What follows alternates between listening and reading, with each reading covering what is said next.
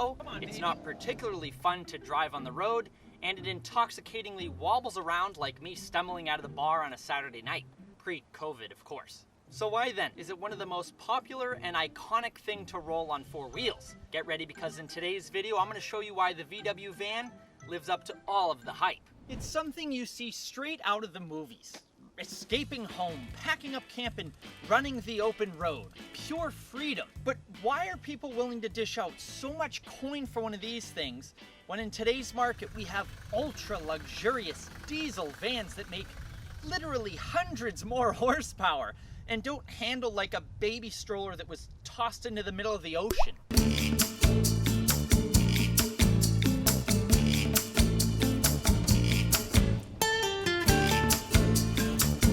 Now, I'm gonna avoid digging well into the history of these vans slash transporter slash caravel slash microbus slash vanagon, as they're called here in North America and South America, because it's rather a lengthy history. What you need to know is these vans started showing up around 1949, and the formula for this, it's quite simple.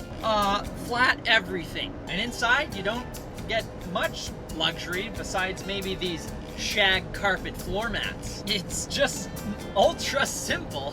Now, the idea behind these vans was to build one platform that could suit many variations. The one I have the pleasure of driving here today is a 1975 VW Bay Window Westfalia, or Westie as they're called, finished in its all original brilliant orange paint on the outside and on the inside and probably everywhere but the windshield. I feel like I'm driving a friggin' Clementine. And I honestly can't believe how clean it is in here. Well, then again, it does only have 23,000 miles on it. The Westie was regarded by VW enthusiasts as the ultimate conversion. Now, under the... I almost said hood. Under the back here is the 1800cc 1.8 liter flat 4 boxer air-cooled VW engine, which is fuel injected, and it makes a whopping 67 horsepower. And all those rampant, furious horses went straight to the rear wheels via a 4-speed manual transmission. So just how slow is this thing? See what this baby's got. Ferocious. It's full throttle. There's 30 miles an hour. I'm not even joking. There is 40 miles an hour. 45. We're at a runway. Yep, it's that slow. 0 to 60 in about 20 years. Or is it seconds? Same difference.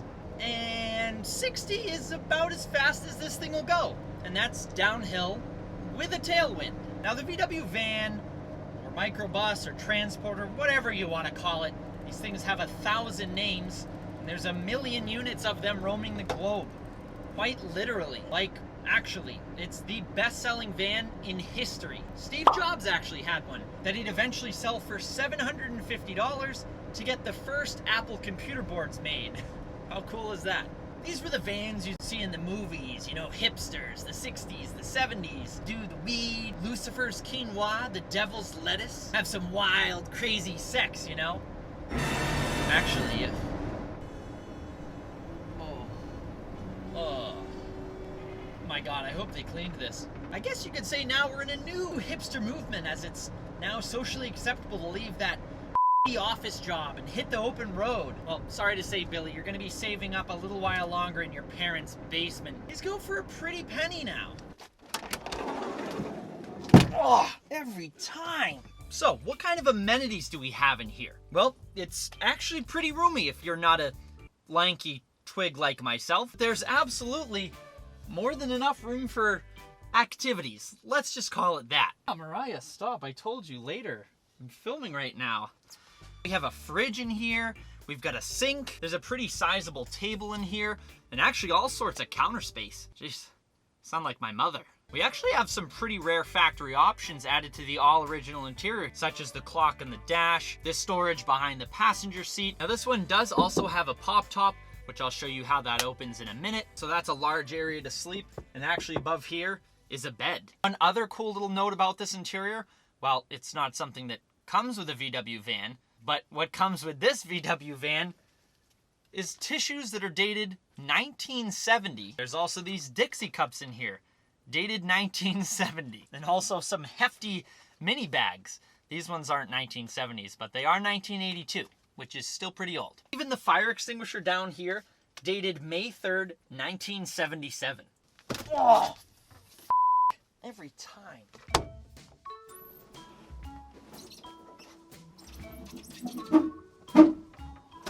Now with the pop top open, you got all sorts of room. Bed folds out down here. No way in hell I'm gonna lay on this thing.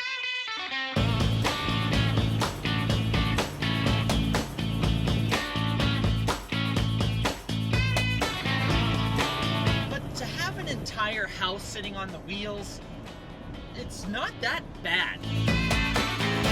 It's not that noisy in here. You can't hear all the cabinets rattling around, but it's comfortable, except when you go near a corner. Dare to go into a corner too fast in this thing and you'll be gripping onto this giant school bus style steering wheel for dear life. Driving this thing is just freeing. You hop in it and just want to drive and leave all your worries behind.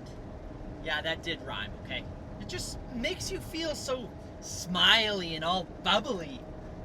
Or maybe those partiers in the 70s left something in here that I have been smelling.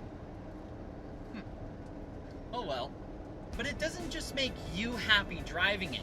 You smile because as you drive down the road, you see everybody else smile. Everybody waves, they point, they look at it, they take pictures. It's like driving around a rainbow. I'm having so much fun and it doesn't make any sense. It's slow. It handles like my Bass Tracker boat, but I'm just floating around, working my way through the gears, and I'm having an absolute riot in here. Nothing I've ever driven has made me feel quite like this. And a car that gives you a sensation like that is worth every penny in my book. Once again, I want to thank my friends over at Northeast Auto Imports for allowing me to drive this 1975 VW van. I'll include a link down in the description below so you can check out their wide array of JDM cars, trucks, and vans that they have for sale. But I will see you guys in the next one. Happy motoring. And don't forget, if the vans are rocking, don't come knocking. Just kidding. I don't have a girlfriend.